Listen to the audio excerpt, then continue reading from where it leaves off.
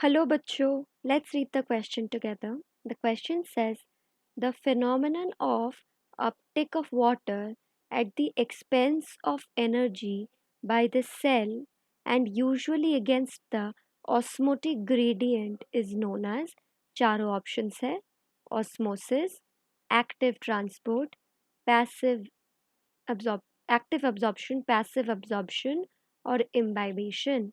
तो इस क्वेश्चन का जो की कॉन्सेप्ट है that is means of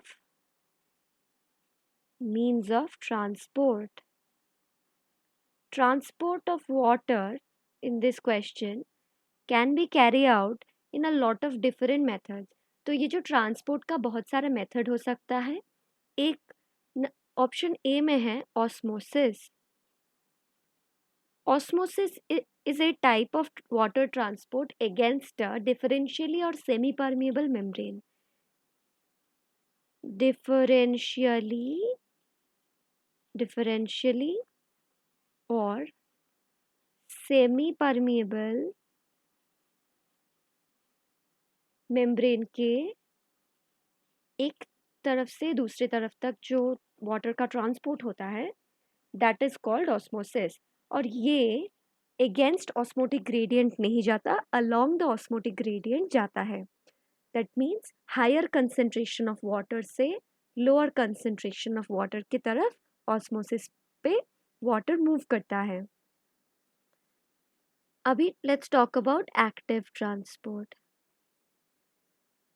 Active transport is a mean of transport where ATP is required. ATP is required. ATP is the energy currency of the body. तो ATP active transport के लिए required होता है. और active transport में against the concentration और osmotic gradient particles move कर सकते हैं. But in the case of passive absorption के केस पे energy is not required.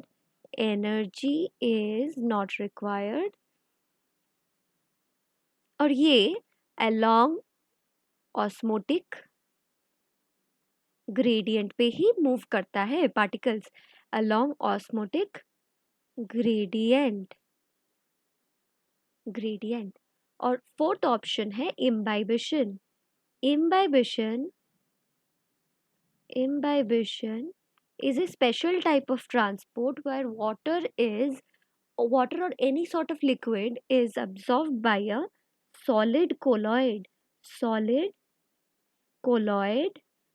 which results in, इसका रिजल्ट में क्या होता है, ये solid colloid का वॉल्यूम increases enormously, बहुत ज़्यादा वॉल्यूम बढ़ जाता है. तो वॉल्यूम increases after absorption.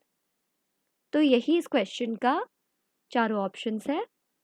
तो according to the question uptake of water by the expense of energy of the cell, तो एनर्जी रिक्वायर्ड होता है एक्टिव ट्रांसपोर्ट में और यूजुअली अगेंस्ट ऑस्मोटिक ग्रेडियंट, और ये अगेंस्ट द ऑस्मोटिक ग्रेडियंट ही होता है.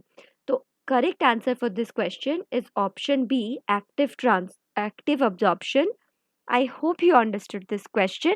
All the best.